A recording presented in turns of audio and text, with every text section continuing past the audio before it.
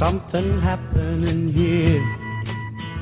But what it is ain't exactly clear. There's a man with a gun over there, telling me I got to beware. Hello, my name is Jamie. I'm visiting from Newport, Oregon, and I'm here on Occupy TV with Joe. Hi. Hi. So I guess we're going to talk about homelessness.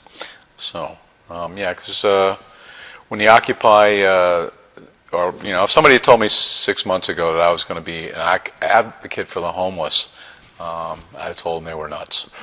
But I was sympathetic. But then when Occupy happened, we wound up having, because we had a permit, the Occupy could camp. And so we had about 300 homeless people sort of descend on us because they had a safe place to sleep. And so things changed. How about yourself? Well, myself, I have been actually an advocate for the homeless probably roughly over half of my lifetime. One of those reasons is that I myself spent quite a bit of time being homeless as a teenager. And I had the opportunity to see both sides of society. And society is a two-faced creature. Being homeless means a variety of challenges that those of us with houses don't ever consider. And we don't pay any attention to it. We tend to blame people for their own mistakes and their own misfortunes and expect them to do something about it. The biggest problem for homelessness is the way our society functions right now. Yeah, it's this sort of added, righteous attitude that if you're homeless, you're being punished because it's your fault. It's, if you were a better human being and you were more disciplined and you weren't lazy, then you'd be rich because, if you were good, then you'd be rich, and if you're not good, then you're not rich and it's your fault because you're not. And so a lot of people sort of seem to buy into that whole mindset about that. And for a lot of people, it's not. For a lot of the homeless, that's not the case. No, it's not. In fact, the county commissioner in Lincoln City, or Lincoln County, which is where I'm from, has done some research there in the area and found that the statistics as to how people become homeless are pretty consistent even in a small county like Lincoln County with the rest of the state and nationwide, which show the majority of people are not homeless due to drug addiction, alcoholism, or even mental disease. The majority of people are homeless due to economic hardship. There's some choices involved. I mean, naturally, choosing to live on the streets instead of in your home is a hard choice to make, unless at home is a harder place to be. And I think that's where we find a lot of our youth, on the streets. Drug addiction and alcoholism exists in every neighborhood in the United States of America and probably every neighborhood in the world. The difference is our neighbors have somewhere to hide their secrets. And those are issues that media likes to direct us to. They want us to focus on mental disease and drug addiction and alcoholism as the causes of homelessness, but that's just not the case. Those are very, very separate issues. And in fact, studies show with people who are involved in programs that the real improvement, the desire to become sober and participate in your life, happens much quicker and with better follow-through when their very basic needs are met. And that's what we as a society need to start looking at, really, is the human needs that aren't being met. We set land aside for birds. We set water aside for fish. We have all kinds of habitat reserves and preserves and places for all sorts of life to exist. And we have no place for people. And nobody's really doing anything about that. Nobody's talking about it, possibly because there's no money to be made from it. But these are human beings. These are grandparents whose Social Security checks just don't cover the bills. These are children who've left abusive situations. These are people trying to make it through school with the burden of college loan debts and not enough money left over to pay the rent. And these are our heroes in the streets. 60-something% of veterans, wartime veterans, hit the streets with drug addiction or mental illness. And those are the faces that we think of when somebody says homeless. We think of those people those people that laid their life on the line for us, who sacrificed all normality to defend this country, to defend you and I, and they've come home to be hassled, To be thrown away. to be thrown away, to be denied eye contact, to be denied dignity, to be denied shelter, to aggressively denied shelter. Yeah, eye contact is huge, and it's, you know, it's one of the things, I guess, when you talk about things like racism.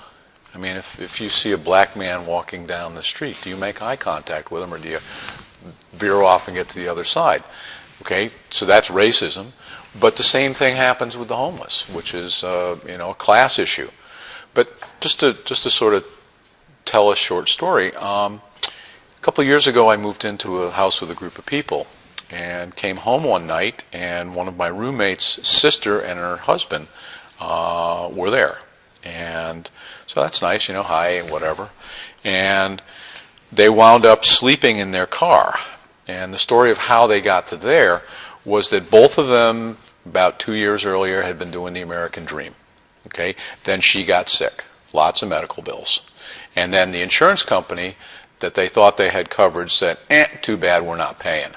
Okay, there's a little more to that part of the story. And so there went their savings.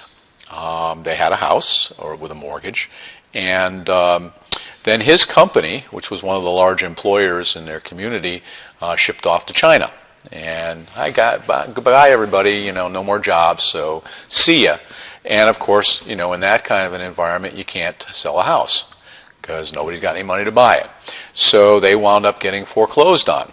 Okay, they did sell. They had good cars. They sold them and, you know, bought a junker, and they were making payments on the junker, and they eventually got foreclosed on. So they came to live with Katie, and so they're sleeping out of their car. Now the person who owned the house said, no, you can't do that, so they went and slept on the streets.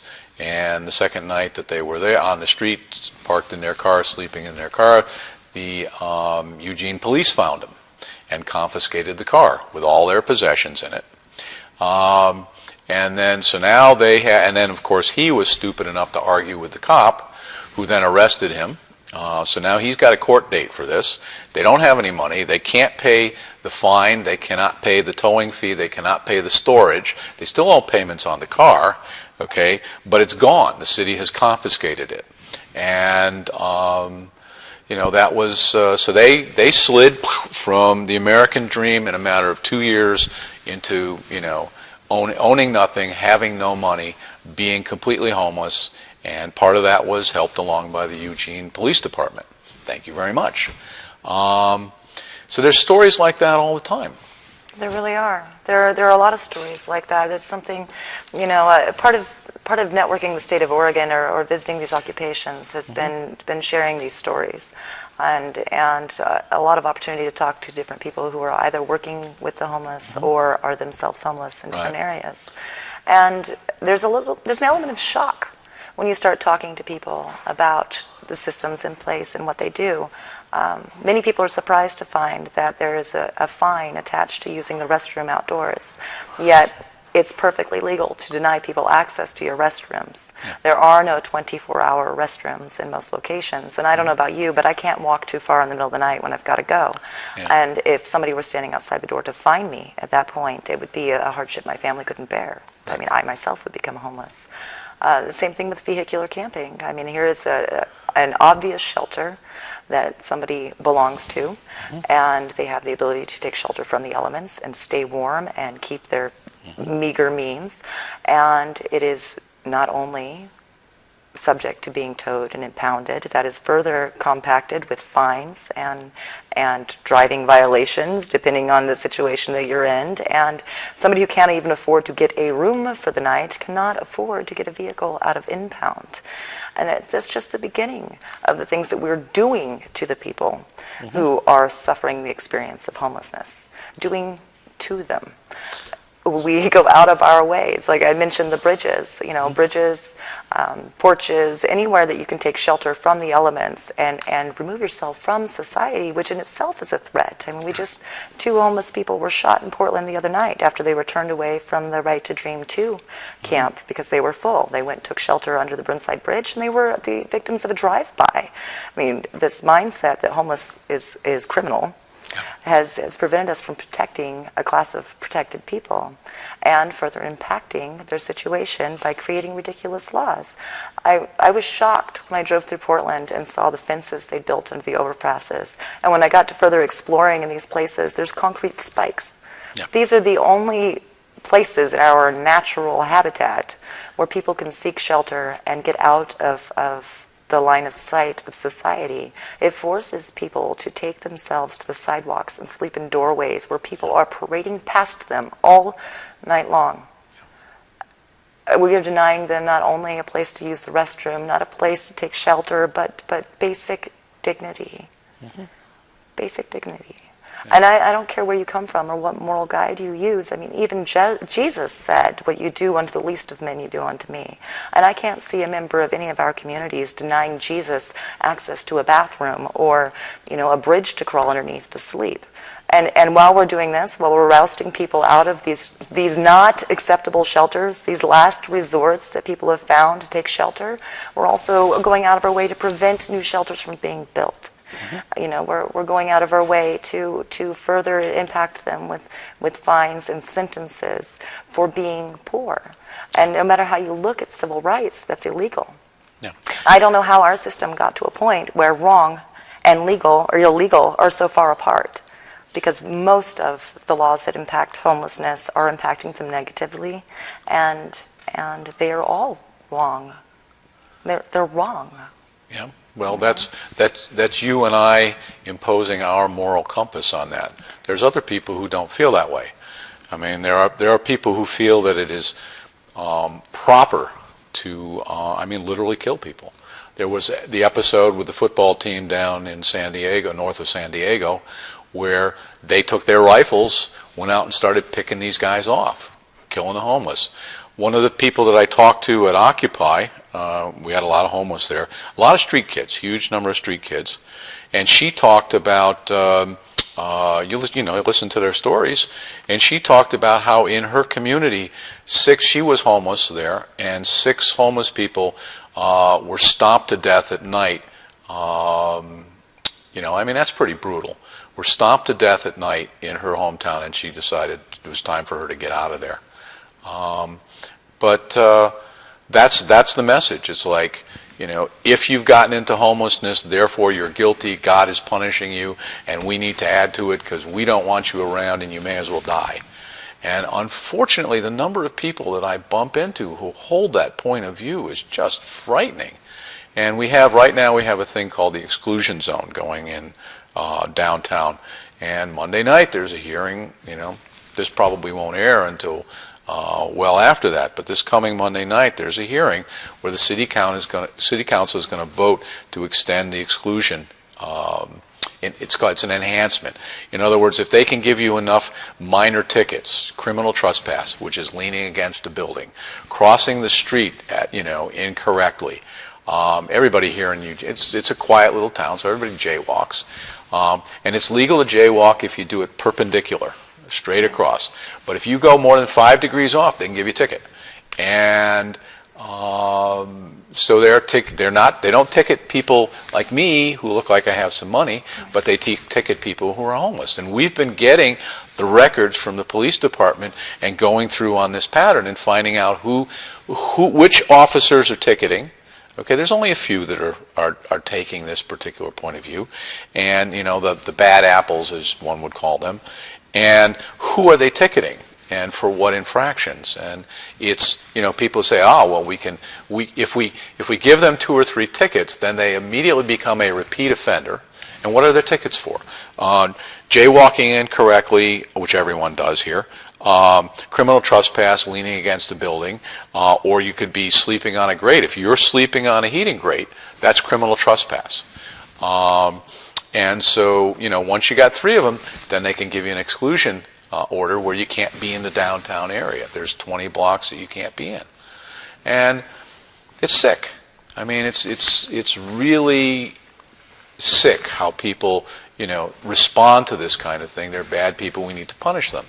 While at the same time, the number of foreclosures are going up, the number of bankruptcies are going up, the number of people who, for example, 3 or 4 years ago, it used to be 29,000 people would die every year for denial of health care coverage. Now it's well over 100,000. Okay, it's starting to move into the top, or it's in the top 5 causes of death in the United States right now, is denial of service.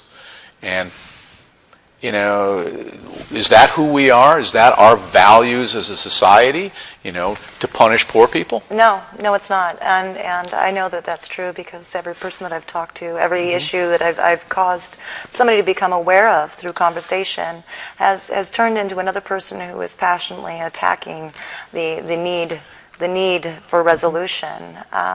People are shocked to find out nobody's taking care of it. This is exactly the same kind of issue as the rest of the issues Occupy is dealing with, is that we just assumed other people were handling it. And the few stragglers were the ones that couldn't be handled. The media has done a great job of preaching fear for 20 years, keeping us divided. I mean, and while everybody's been sitting around worrying about tourism and their property values, these people have been dying in the streets. But individuals do not support that kind of behavior. Individuals do not want people dying in the streets. Individuals do want people to have warmth, to have food, to have medical care. They just don't want to see it in their backyard. And I think we've reached a point where we just have to push each other to continue that conversation with each other, to raise awareness about these issues. I can give you a great example. I was 15 years old. I was living in Portland on the street, and it was October. And the night before was freezing. I couldn't sleep for anything. And I tried. I had a blanket and I wrapped myself up, and the shivering kept me awake. And the next morning, about 11, maybe noon, the sun came out, and I was down by the Plaid Pantry downtown. They've got this great asphalt wall that was facing the sun. And as the sun came up, it started to warm that up. And I just sat down for a minute. And I leaned back, and I fell asleep. I didn't mean to fall asleep, but it was warm, and it was the first time I'd not been shivering in hours and hours. And I woke up to this couple on bicycles screaming at me. This is our sidewalk. What's wrong with you? Are you on drugs? You can't be here. And of course, coming out of a daze, I just drifted off to sleep. I'm fine. Nothing's wrong with me. Well, then you belong in the park. Get to the park where you belong. You can't be here. This is our sidewalk. We paid for it. 15 years old. So I took myself over to the park, which is shaded, cold, and I'd had a little lap blanket, which is one of our famous tickets here. I had a little lap blanket, a little smaller than a baby blanket, and I set it over my legs, and I put my hands under it so that I could get my hands warm. And an officer came by on a horse there in Portland, and he gave me a ticket for illegal camping. And that sounds like a bad day. But that was just another day of being homeless. It's a relatively good day, really, the hassle that we deal with. But those people, they don't realize that they're one of many people behaving that way. And the rest of us, most people just drive by and don't look. Yeah. Most people just look away and pretend like there's nothing they can do about it.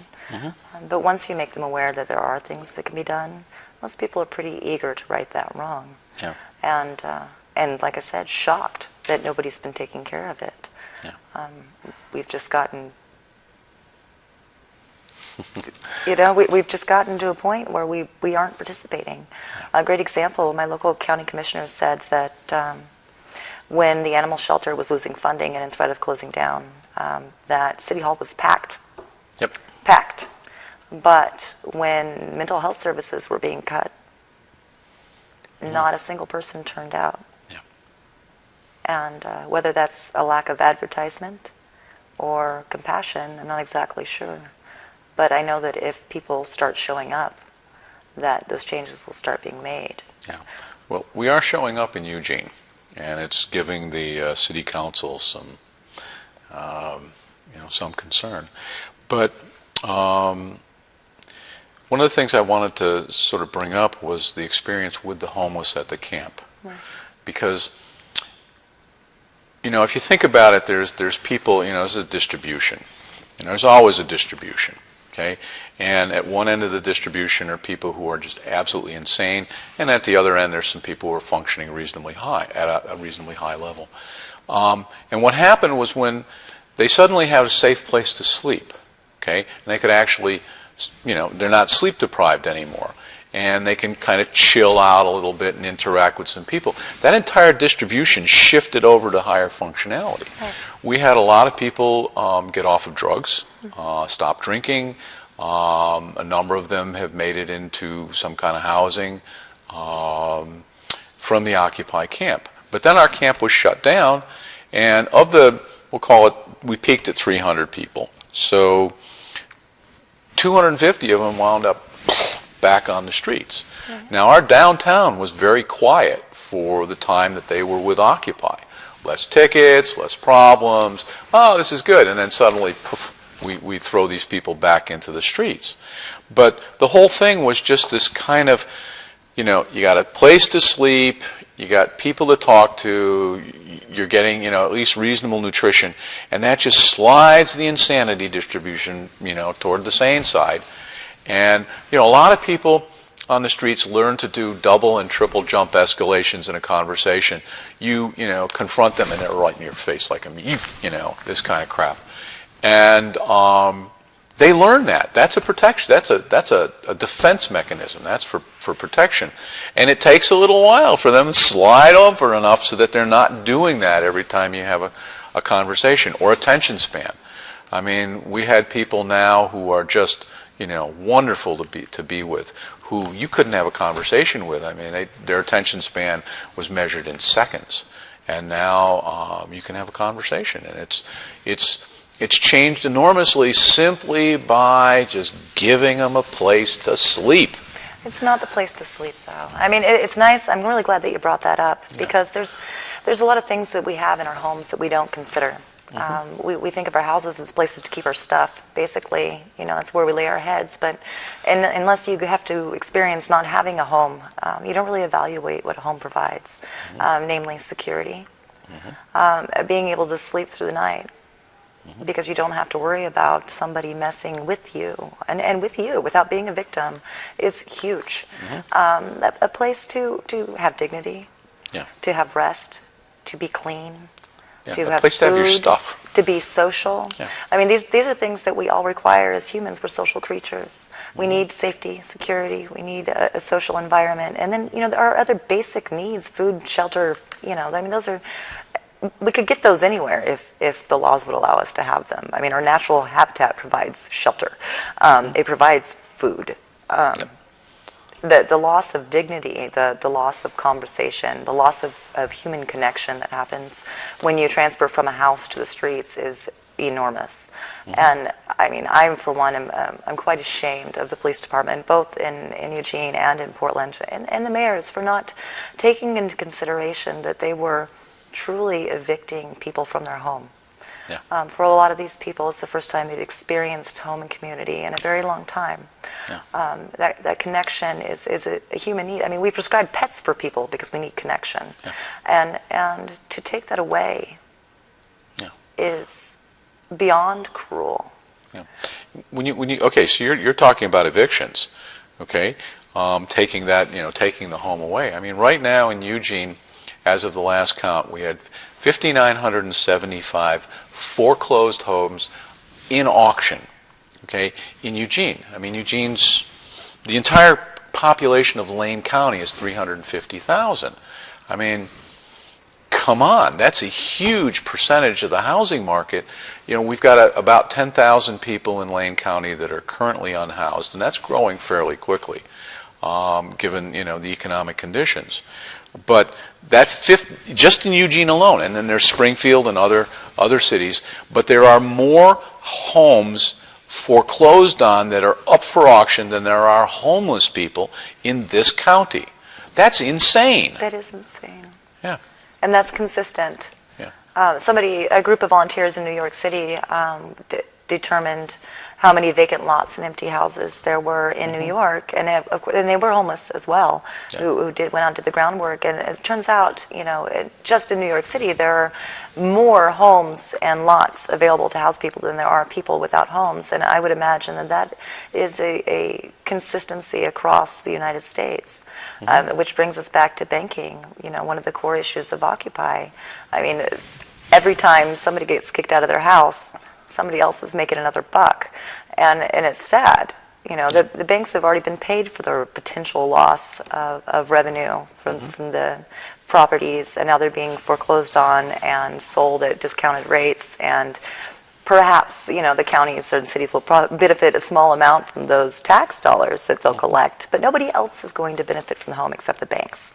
And I mean, it's just such a no-brainer. We throw money at building fences and concrete spikes and evicting people from parks and locking them up in jail for trespassing in public or urinating outside, but we can't invest those same tax dollars in providing a home for the very people that we're trying to criminalize for their misfortune. It's absurd. It's absolutely absurd. But to take it even one level further, those houses were financed on the fractional banking system, which means that it's other people's money, goes in there, and if they have to have a 10% reserve rate, let's say you deposit $100,000. Well, they can then write $900,000 worth of loans just out of thin air, based on that reserve. So the money that went to loan for those homes, they never earned. It's not their money. It's just it's created in the banking system, and now they're coming back and saying, well, you can't pay us. We've raised the price of housing so much that you can't pay us, so we're going to take the houses back. So now we own these houses that we financed on money that we just created out of thin air. I mean, excuse me, how insane can this system be at concentrating wealth, at selling off the common, at putting up fences, at doing all of this kind of stuff, just so that a small subset of the population, whether you talk the 1% or the 1/10 of 1%, or the 1% of the 1% of the 1%, can just be uber rich. I mean, at a certain level, it's time for people to again wake up. And I'm talking to all you, Tea Party people out there, in TV land. It's time to start thinking this thing through a little bit. But I guess we probably should stop talking about homelessness and get on to this next topic. Okay, which is the Oregon Conference for Occupy? Yep, and I guess Antonio's going to join you for that. So I guess we'll pause the show pretty quickly, and then Antonio will come on. So are we paused? The dollar. Okay, we're paused. Okay. Yay. I'm going to argue with you. Yeah. Hi, my name is Jamie, and I'm back on Occupy TV here with Antonio from Portland, and we're here to discuss the Occupy Oregon Conference. Yeah, like I said, probably some of the other show, the discussion panel, I'm from Occupy Portland. Actually, the idea about the conference started right here in Eugene with our good friend Derek from the engineers department. I was with him on the last night, I guess, at the Occupied Zone here in Eugene. We were talking about an alliance building and how that would be great to talk about, and so it rolled into an idea how to go into that, and I basically said, well, to myself, to do something like that, you got to have a conference for 4 days and allow people to bring what they want and what they believe could be possible from the movement. We're asking people to bring discussion panels, presentations of any kind, like trainings, like workshops, things they feel personal to them and what helps the movement move. So. And we're also asking the medical and the safety and the food teams and possibly the info teams to begin to communicate with each other here in Occupy Eugene and related committees in Oregon. So that'd be really great if you guys can begin that work. We got 3 weeks to get this together. So yeah. And when you say I know that we both have different views of this conference. We're in it for very different reasons. Oh, yeah. I mean, you showed up in my inbox and asked for help, and we had two very different visions in mind. And you say building allies, bringing allies. What do you mean by that? Do you mean allies within Occupy itself, or do you mean allies as in other people that share the same interests, other organizations that we may have common ground with that we can work with toward building a better future? I believe that's all of that and above. We need to come together and talk about what we have been talking about together, and allowing other organizations that have been in the struggle longer than us to begin a communication with us in that dialogue. Welcoming new people every day, and acknowledging the ones we already have been working with outside of the movement. So finding out how we can support each other and work together moving exactly. forward. Yeah. Well, I don't know about you. One of my favorite parts of this adventure and building this conference has been the networking, visiting all of the different GAs in the state of Oregon and seeing what their individual strengths are and their weaknesses. Where do we need, where we need to improve, and what we already have that we can build on and share as we continue to move forward. Right. And network at a state level. I mean, what are your thoughts?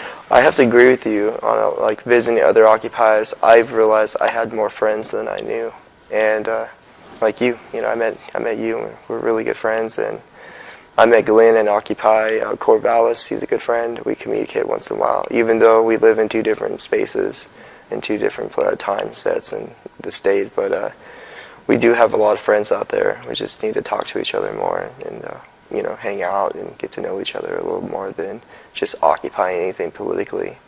But more on that, just talking about what we have been communicating with in our own occupies, and realize we have many friends, and that'd be awesome to be again that bond and that critical mass again. Yeah. Right. Yeah. Right. That's one of the things that I noticed too, as we were moving along, that our numbers really aren't depleted. It's just that we're all very focused on the issues that we're working on. And I noticed that with a lot of the smaller groups, those issues can be very local. Oh, yeah. Like in Roseburg, when we went down to Roseburg, they've been feeding the community home-cooked meals every week since October. Every single Saturday since October.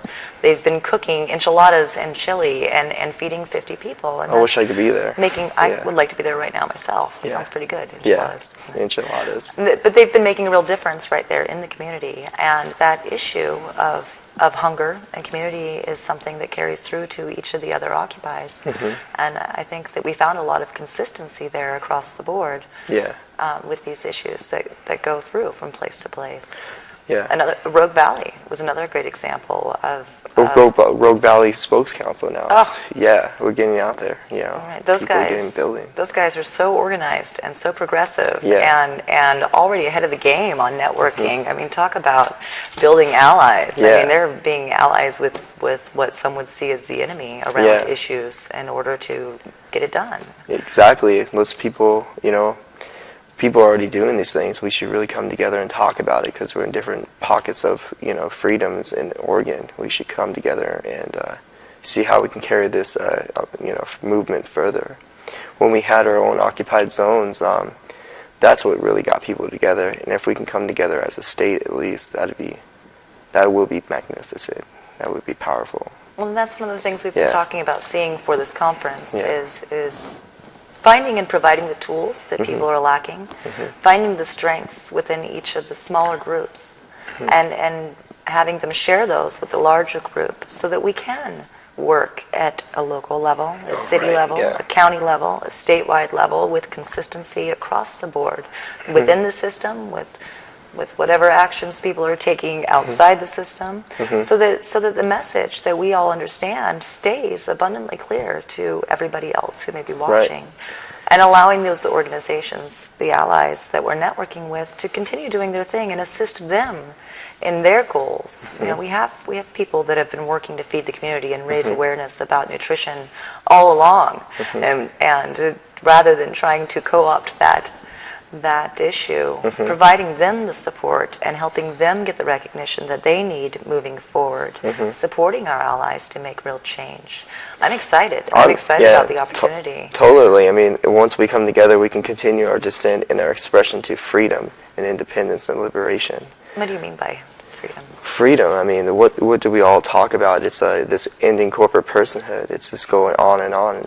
For the last maybe, it's something new in America, but it's been around for a long time. Ending corporate personhood has been around since like the 70s. ALEC, it's been going on for a while. And there's many types of games out there they play, like the NATO and the G8 is coming up. Those summits have been around for a long time as well. Now we have discovered in the game that this thing called the ALEC, American Legislative Exchange Council. Everyone's talking about it. It would be fascinating if we get everyone together and just, begin that dialogue together as at least a state, a group of people having the same vision and having their own collective view of what Occupy is and begin collaborative vision and how to solve these issues and commit to ourselves and say, hey, we have different committees doing the same thing. They may have different names, but probably not aware of who's in those committees. And once we come together, we could see who's in those committees and how we can work together on the same issues. And maybe even different issues like homelessness. I used to be homeless from 18 till 24. It's a big problem, and homelessness has been around forever.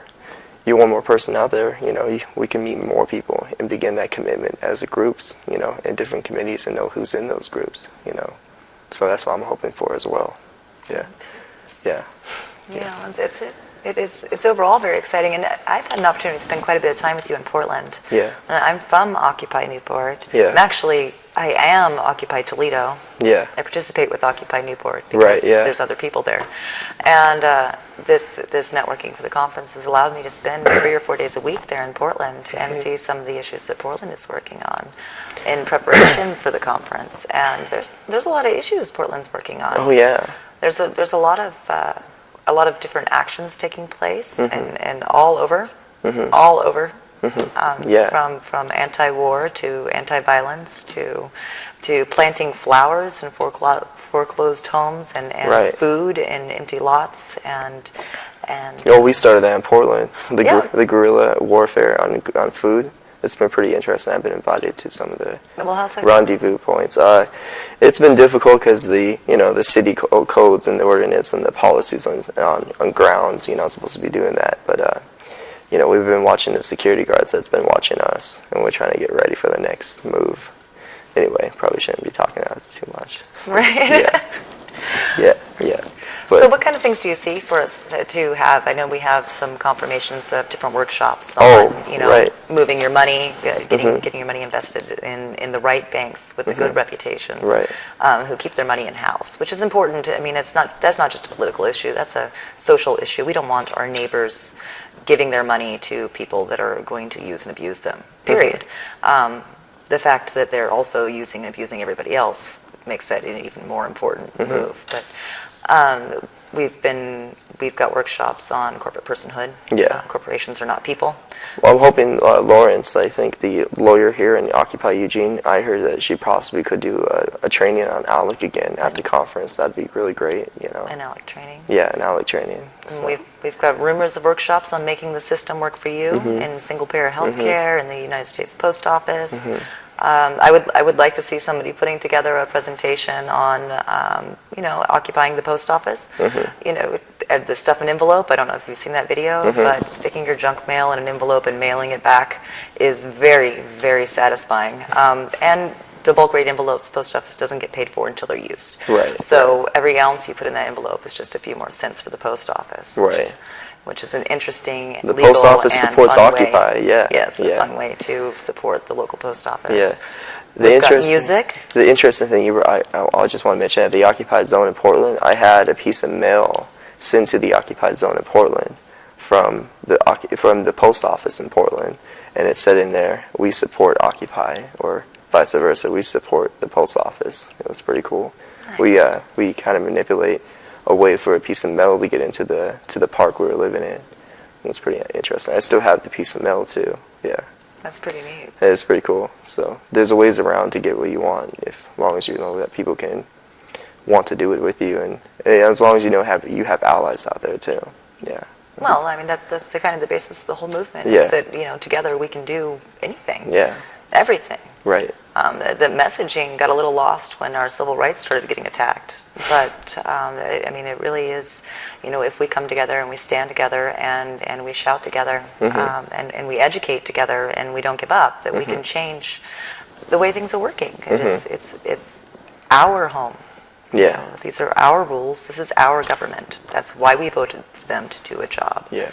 And if we all take that position, then we can do something about it. Yeah. But we all have to play to win. The police coming in the last minute and that turnabout, you know, treating it like it was a riot situation, as in a lot of places, made it become more about our most basic civil rights. You know. It's interesting how people call the Occupy movement a violent movement when we see on television is WWF and we got these things called Fear Factor, and how are we violent when we have no weapons? You're hitting these officers with your face. Yeah. You know, you just can't run into people with your face and your rib cage and expect them not to be offended. Yeah. So back to the conference. Yes. Is there, you know, we have some entertainment coming. I know that there's... Brendan, he's big on that. He's really getting interested. Yeah, he's drumming up interest with the peeps he knows. We've had a confirmation from Reggae and Blues Band. He's been in really? Oregon for a while. Oh, people are going to love that. We've got some DJs on the hook. I hear there's going to be some of our famous Occupy drum circles happening. Yeah. We have a presentation of Bill of Human Rights. Happening from our very own food kitchen there. Oh, did you hear about the think tank people coming from Ashland, Occupy Ashland? They're going to bring their main think tank people and hold their think tank at the conference.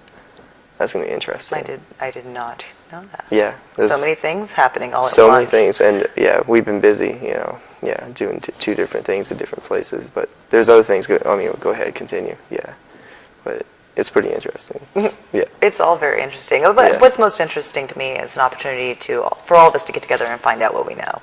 As we've gone from Occupy to Occupy, I've realized that there's a common theme of defeat. It seems that people are feeling a little defeated by the breakup of the camps.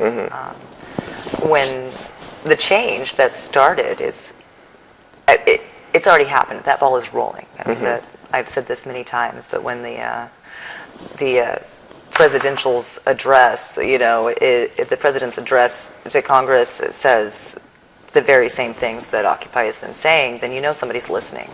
You know that conversation has started, and that more people are hearing about these issues. And we heard President Clinton, former President Clinton, say that he tried for 20 years to get people to discuss these issues that they're now finally discussing on television. Yeah. So, I mean, whether or not Occupy has been successful, I mean, obviously it has been hugely successful. Those issues are happening, whether or not you see them in the streets or not. And that's what makes Occupy so interesting, is that people say, oh, it's a very political movement, or people say, oh, it's a very social movement.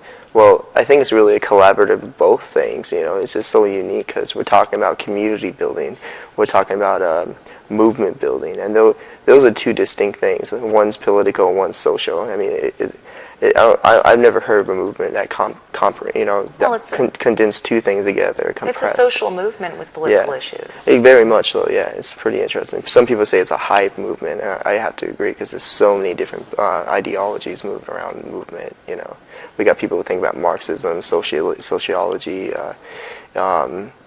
capitalism, anarchy, conservatives. It just goes on and on, you know. Well, the 99% is a very, very diverse group of people. I can see how people get confused a little bit. Yeah, we're bound to have a few rowdies, a few anarchists, a few of everything. Radicals as well. Yeah. Well, sure, but I mean, and even those make up a fairly small percentage of the 99%. The majority of people that are involved in the movement are just people who have had enough and are brave enough to stand up and say something, even if you can see them, and.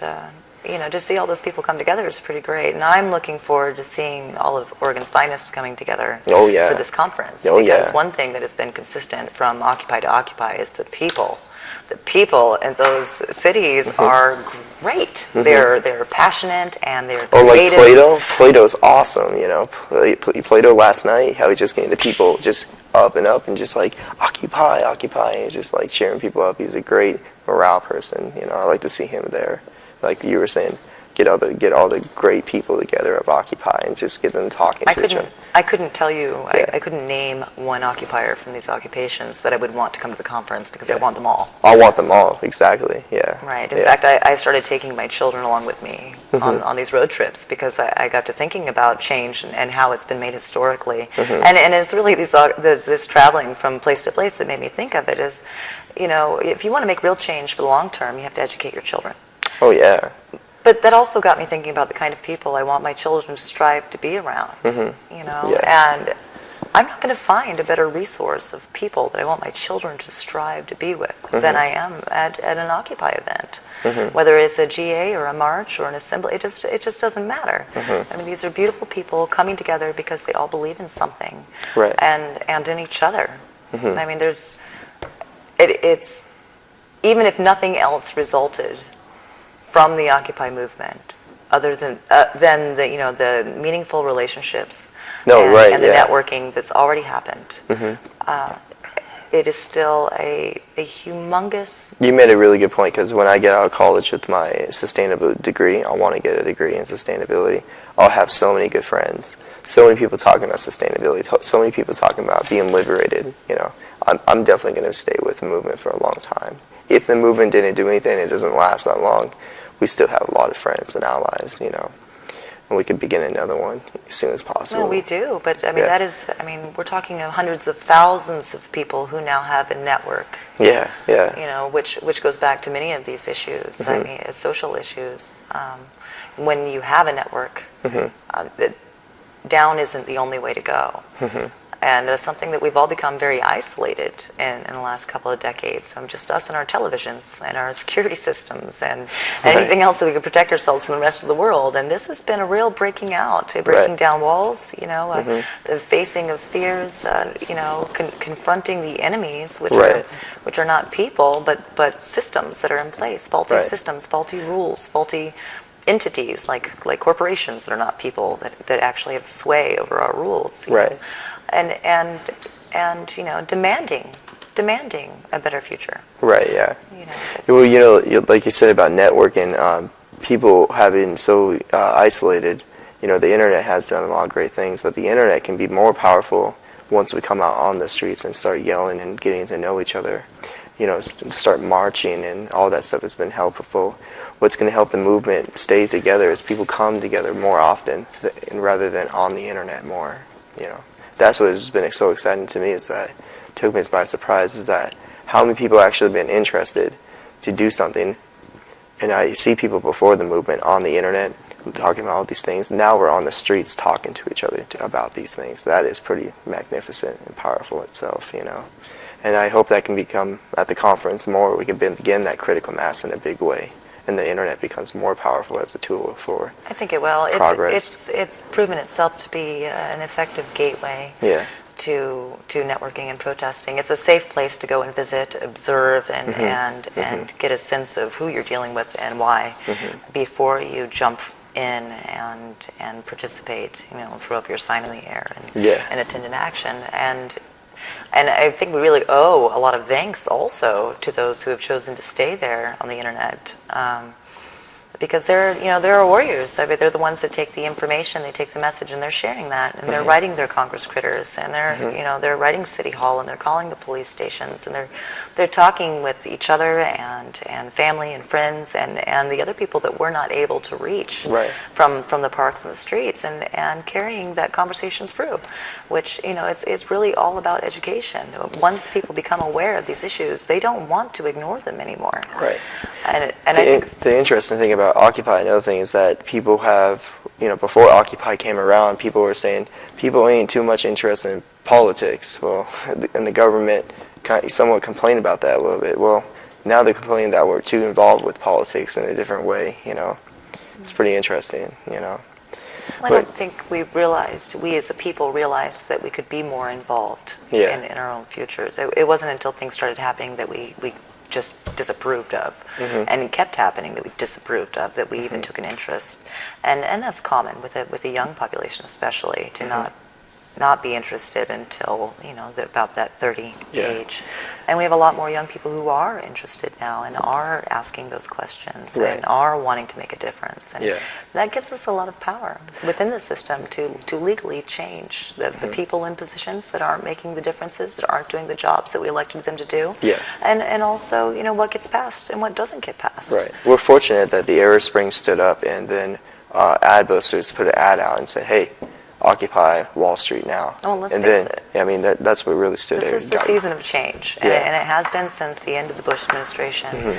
I mean, I'm sorry to the 75% of people who lived in America that had never experienced a domestically abusive situation before the Bush administration, Mm-hmm. because that is the experience they were having post-Bush, Mm-hmm. is that, leaving an abusive relationship. With their president, a person who was supposed to lead and guide and protect them, who lied to and abused them in every way they could, whether he's personally responsible for that abuse or not. He's the man holding the position. And followed by a campaign of hope, a campaign of change that brought the world to its feet. And there was no way anything less than immediate change for gratification could do anything except cause a grossly anticlimactic experience. Yeah. And that's exactly what we saw. Mm-hmm. I mean, Obama came in strong. He came in strong with hope and change, but it just didn't happen fast enough. Yeah. And people can only take so much. Yeah. They can only take so much. We definitely have their zeitgeist surrounded now with Occupy. Then they're going somewhere else, and we're going beyond that now. Yeah. So why 4 days? 4 days is enough time to get to know each other, I believe. And people, they got jobs, they got schools, they got family things they want to take care of. We could do 5 days if people want to, but 4 days is good enough just to begin that statewide Occupy Alliance and move further, in the future. And when I say about alliance building, I'm talking about how many people are actually talking about the similar issues, but don't know who's in the same committees in different places. That's going to be really interesting. So 4 days should be good enough, and people are expected to maybe come every other day, because they got lives they got to attend to. So we're really hoping for 2,000 people show up. I know Info Joe's looking forward to a lot of people. Yeah. He's pretty excited, yeah. There's a ton of potential for people to come. Now, this is a question, will there be places provided for people to stay? Yeah. Or should people be looking for their own places to stay? I began to talk to the EGT fighters and their committee. I call them the EGT fighters. But, for a while they were hoping, not hoping, maybe they were expecting that ship to come in at a particular time, but their town where EGT where they were fighting for against. What happened was they came in collaboration and made a good contract for the union workers. So during that time, before that happened, they built up a good infrastructure for people to move, and they're willing to share that resource with us to help this conference grow further. Now people can be housed, and we're looking into different multiple venues in a good central area right now. So for camping or staying with other people? Well, people who are not able to sleep outside, medical things like physical problems, or some kind of like if they have anxiety or something. Well, we could put them in a place that they can be safe during the conference, And for people who want to sleep outside, which what Occupy culture is about, we're able to do that right now, Is that at the Visual? Huh? Is that at the Visual? That's one of them. Yeah. And that visual is an ongoing visual at City Hall, It's occupying City Hall. Yeah, it's 24 Occupy, yeah. And that is in protest of the camping ban, correct? Yeah, it's trying to take out the camping ban in the state of Oregon, I believe. Right. Yeah. So for all of those little occupations who haven't been camping and really want to get out and protest and do a little camping, spending the night at City Hall might be a really good opportunity for them. Oh, absolutely. And certainly, I think we were talking about having a pajama party meeting there, and get the vigil on some video and have them share their experiences. A mega jammy party at City Hall. Yeah, exactly. In protest of the camping ban. Yeah, and maybe then after a few minutes of jamming there, we'll probably reoccupy as a state. So bring all your friends and radicals and good, caring people, and right to City Hall. Right to City Hall. In their pajamas. In their pajamas. Let's do it. That sounds like fun. Yeah, and if you guys don't want to camp there, we have other options going on right now, so be excited. What are some of the other things that we've talked? We've talked about bringing arts up. We have music and such, and spoken word, and other performances along those lines. We have an author who's going to join us with a book that he wrote on John Moo on racism and sexism. Right, I think it was John Moo. Yeah, he says revolution becomes. Actually, he was saying reading books and stuff. He believes that brings revolution. You know, literature brings revolution. So yeah, he wrote that book. I think he wrote 2 of them by now. Yeah, he's a pretty cool guy. He worked in. He used to live in ghettos and used to work with gang members and stuff like that, and help stop conflict and help them resolve their problems in a peaceful way. He's a really unique, interesting cat. He's a nice guy. It sounds like a lot of us could really benefit from the yeah. Next author. He's a powerful speaker. I've heard him talk at the anti-war march in Portland. It was pretty interesting to hear him talk. He says, you know, if being a radical, you can go out there and break stuff, and you can go out there and fight. What really comes down to is like getting to know somebody, hugging them, saying that I love you and care about you. He's a pretty nice guy. Yeah, I like him a lot.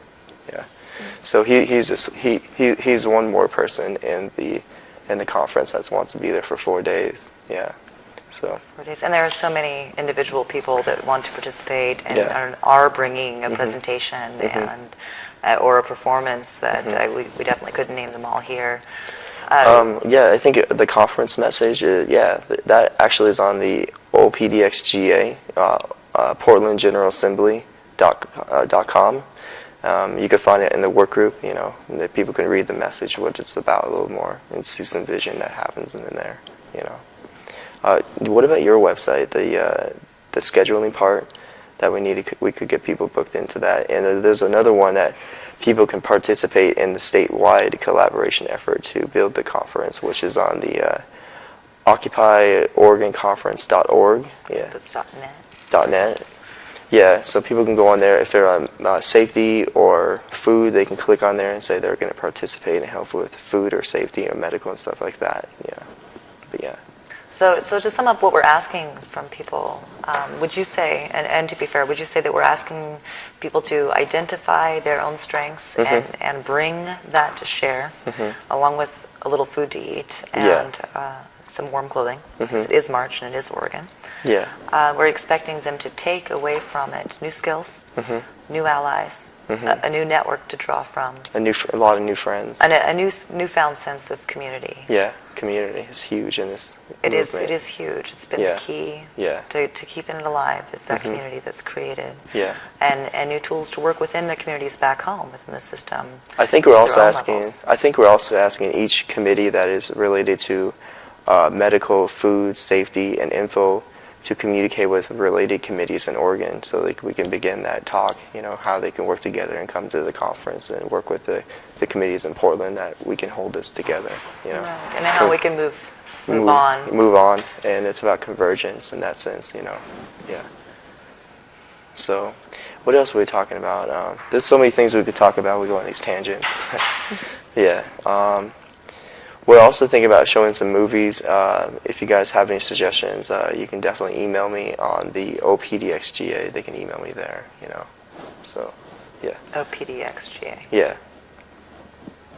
But yeah, it's on March 15th to the 18th. And we're having a Longshore IWU celebration in Longview, Washington. They're going to take us up on a bus ride up there and back down to the presidential Republican debate. Very exciting. And everybody should check out the Portland website again. Yeah. And thank you very much for spending this time with us. Yeah. Is that it?